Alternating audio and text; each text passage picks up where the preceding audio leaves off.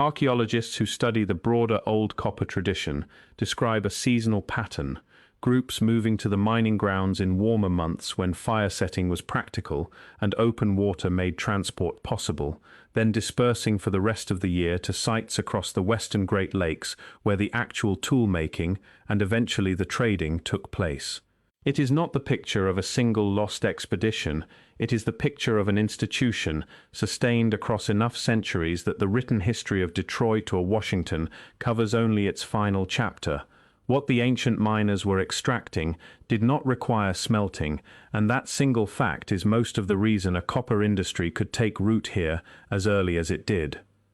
Lake Superior copper occurs in a form found almost nowhere else on Earth at this scale. Native copper, meaning metallic, meaning a person could pick a piece straight out of the rock already refined by nature and start shaping it with a hammerstone. Charcoal recovered from fire-cracked rock inside the old pits, along with copper tools recovered from burial sites, such as the one at Oconto, Wisconsin, excavated by archaeologist Robert Ritzenthaler in 1952, has produced radiocarbon dates, placing some of the earliest extraction at more than 7,000 years before the present. A handful of more recent studies push certain samples closer to 9,500 years, and archaeologists continue to debate exactly where in that range the true beginning sits. The Oconto burials themselves held awls, spear points, and crescent-shaped knives laid alongside the dead, hammered and annealed from raw copper rather than cast, the earliest reliably dated cemetery of its kind on the continent.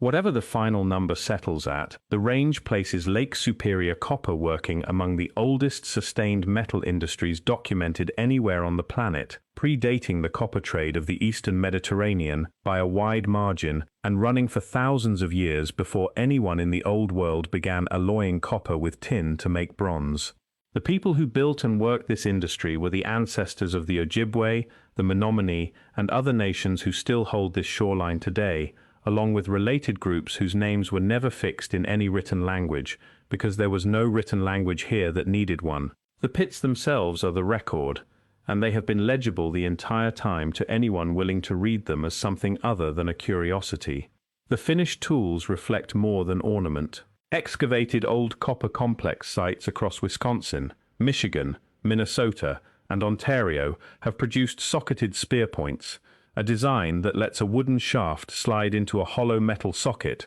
rather than being lashed around a flat tang, a structural solution that makes the head far less likely to snap on impact. It is a detail that metallurgists studying the broader history of copper working have singled out, because socketed hafting of this kind would not become common practice in much of the Old World's own copper and bronze industries for a long time afterward. Alongside the spear points, sites have yielded fishhooks and gaffs sized for the lake trout and sturgeon that still run through these waters, woodworking adzes, awls fine enough for sewing hide, and beads and bracelets that carried no practical function at all. The range says a people who had fully integrated copper into ordinary life, not a population producing a handful of prestige objects for a ruling class, but one where a fisherman's hook and a child's grave good could be made from the same metal pulled out of the same pit.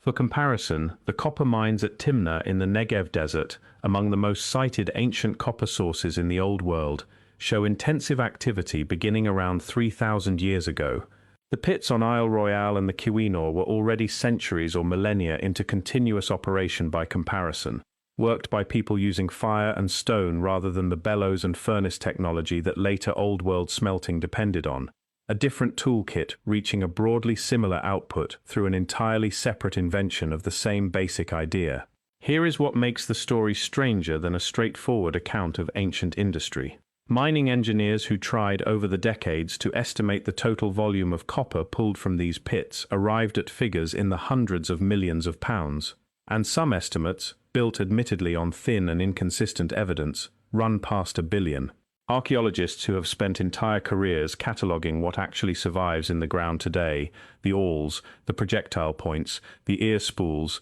the crescent-shaped knives and beaten bracelets recovered from burials and habitation sites scattered across the Midwest and well beyond it, account for a volume that is a rounding error set against those mining totals.